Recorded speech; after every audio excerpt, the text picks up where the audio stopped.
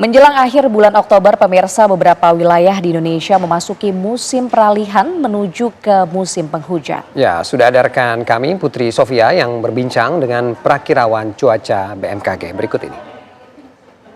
Kami sedang berada di kantor Badan Meteorologi, Klimatologi, dan Geofisika untuk melihat bagaimana perakiraan cuaca selama seminggu ke depan, baik di Jabodetabek maupun di wilayah-wilayah Indonesia. Dan kami akan ajak Anda, pemirsa, untuk berbincang dengan perakiraan cuaca di BMKG. Selamat siang, Mas Habib. Selamat siang. Mas, ini bagaimana sih, Mas? Ini prediksi cuaca untuk seminggu ke depan, apakah memang masih masa peralihan, hujan deras, atau seperti apa nih, Mas? Baik, untuk wilayah Indonesia sendiri secara umumnya memang peralihan, namun ada beberapa wilayah seperti Sumatera bagian selatan, lalu juga wilayah Jawa bagian barat telah memasuki musim penghujan, dan juga memang untuk di beberapa wilayah sendiri adanya gangguan-gangguan dan fenomena atmosfer seperti adanya di Polmod, di mana adanya suhu muka laut lebih panas seperti di wilayah Laut Jawa dan juga di Laut Sumatera, lalu juga adanya gangguan seperti gelombang MGO, gelombang Rossby, dan juga gelombang Kelvin yang mendapatkan massa udara lebih banyak untuk wilayah-wilayah tersebut, terutama di sebagian wilayah Indonesia bagian barat dari wilayah Sumatera hingga wilayah Kalimantan.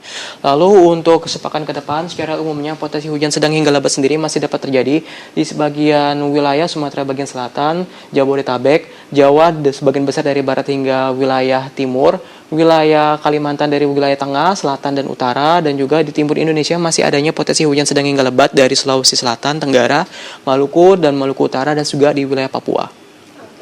Baik, berarti untuk seminggu ke depan ini mayoritas juga sudah akan terjadi hujan dengan intensitas deras, begitu ya, Mas?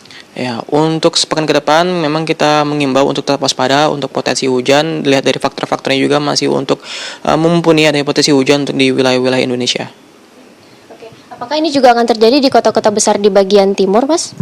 Baik, untuk di kota-kota timur, di timur Indonesia sendiri memang memiliki zona musim yang agak berbeda. Seperti Sulawesi Tengah sendiri, umumnya dia memasuki musim penghujan di Maret. Namun untuk wilayah Sulawesi bagian barat utara, melihat dari analisis dinamika atmosfer, seperti di wilayah Papua juga masih cenderung akan ada potensi hujan intensitas sedang hingga lebat pada sepekan ke depan. Apa nih, Mas, yang perlu diantisipasi untuk masyarakat mungkin yang akan beraktivitas di masa musim peralihan ini?